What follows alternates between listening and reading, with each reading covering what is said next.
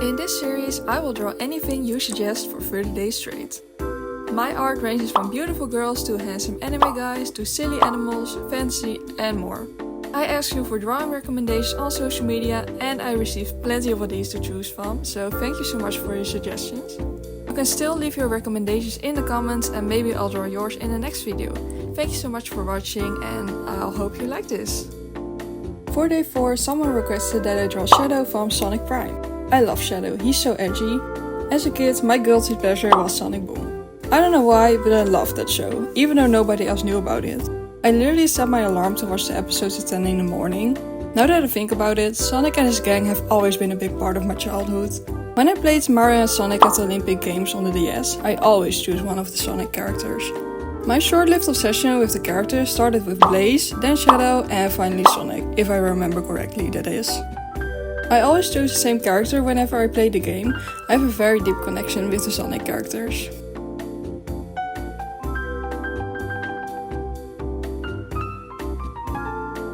Whenever you came in first in Mario&Sonic at the Olympic Games, they always did a little animation and said a quote. I always choose Blaze because I liked her voice and the little spinning animation she did when we won. After a while I switched to Shadow because he was so dark and edgy. His idle animations were really boring though. Imagine putting all the effort to get in first place and all you get is a small nod and a groan of approval. Because that's all that Shadow gives you for coming in first. You could win a Nobel Prize or achieve world domination, and being a Shadow, he'd give you a thumbs up at the most.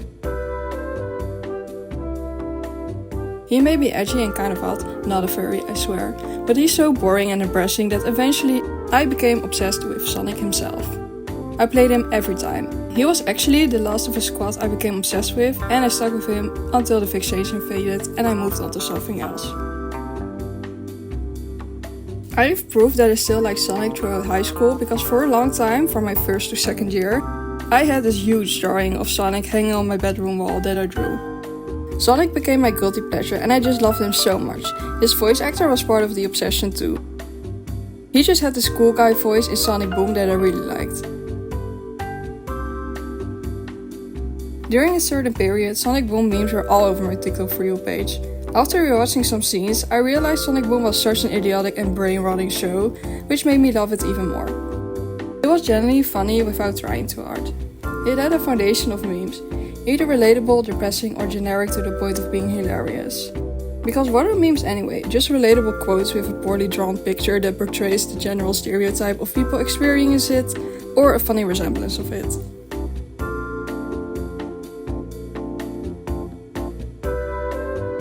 Have you guys seen the Sonic movie? I did and I loved it. Well, I don't remember if I loved it, but I did like it. Also, can we talk about the tail voice memes? I'm literally obsessed with the tail voice. It's the funniest thing ever, an epitome of the "well actually" voice along with the English dub of voice of Deku. My biggest wish is to meet someone who can impersonate that voice flawlessly.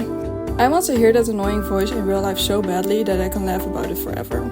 I saw a TikTok once of a girl saying goofy quotes on a t-shirt in a thrift store with that particular voice, and everyone was saying how that's exactly how Tails sounds.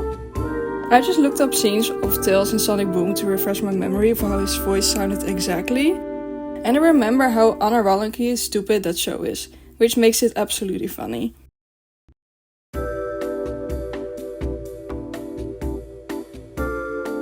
I was really struggling with the first sketch. I never draw with guidelines, I actually only use guidelines for human characters to get the pose and anatomy right. For anime or characters like this, I just copy from the reference, starting with the head and working down. Maybe that's why it's so hard to decide composition, because I just blindly draw lines and hope it looks somewhat okay. I once drew this huge Demon Slayer poster, let me know if you're interested in buying it. And I also just copied the characters by looking at the reference. I put the head at a random spot in the air and somehow it matched. Like, how does it work?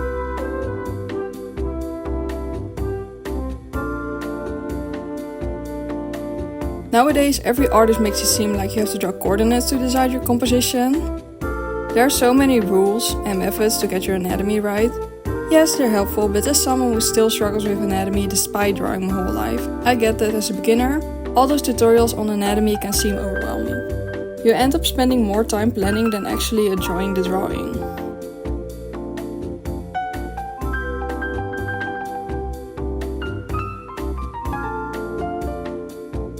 Struggling with composition and anatomy is the number one reason I quit the drawings I'm working on. It's so frustrating when it doesn't turn out the way you envisioned.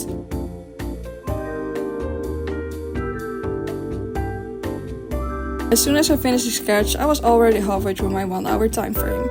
I initially gave myself the time frame to avoid spending too much time on one drawing, but my perfectionist side couldn't let a half-hour drawing slide, so I ended up spending 3.5 hours on it, which is surprisingly fast for me. I thought I spent around 4 hours, but 3 is really quick for me. I had an idea for coloring in my head. I wanted this cool, harsh blue light shade or rim light. I just had this image in my mind and decided to follow it. I was so frustrated the night before when I finished the line art that I decided to go to sleep and work on it the next day.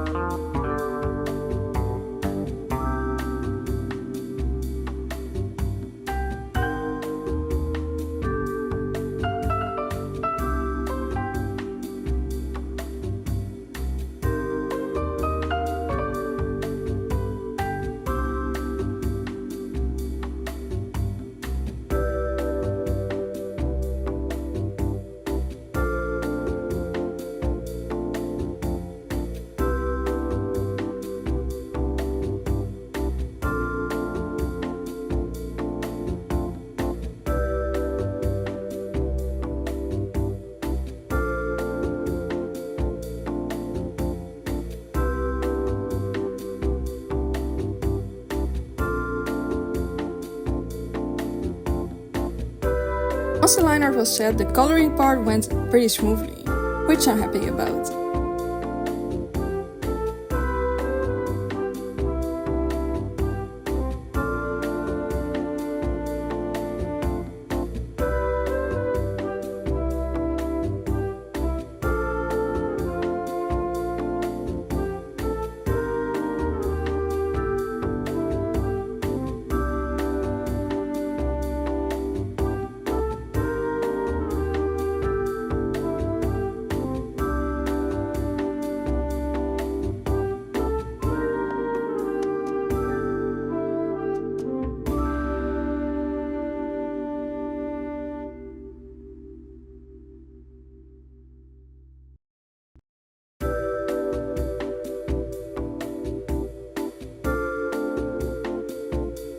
This has to be by far the longest script I've ever written for a video. I'm starting to feel more confident with writing and recording my voice. I hate my own voice, but who doesn't? Especially since you can hear my Dutch accent. There's a general phenomenon where Dutch people hate their own voices when speaking English, and we also have our own Dutch-English accent, which we make fun of because it's so laughable.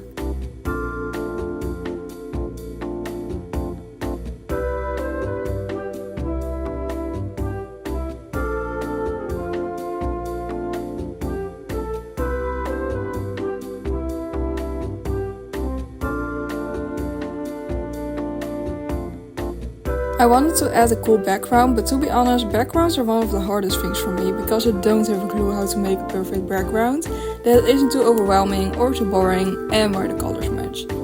Even though I have a diploma in graphic design, most of the time the graphic design isn't really graphic designing. I have no clue how to make a corporate poster. I've noticed I always put in too many details or make it too extra when I feel like people like my designs better when I stick to less is more. To me, less is less. If I can add more bells and whistles, I will. Simple is just plain most of the time. I do love simplistic things now and then. I think minimalistic designs can be really pretty. My classmates once gave a presentation on minimalistic designs and it was really entertaining.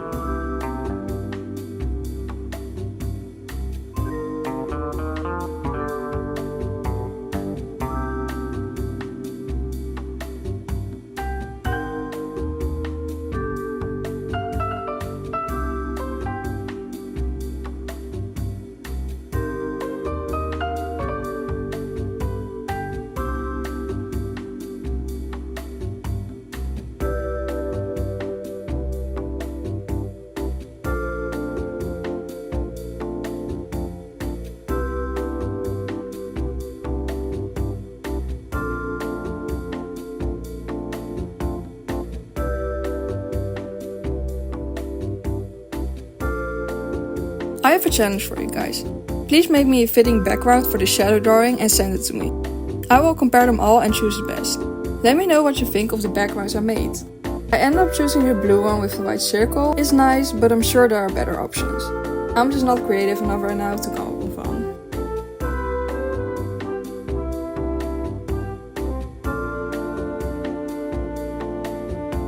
Let me know what you think of the end result.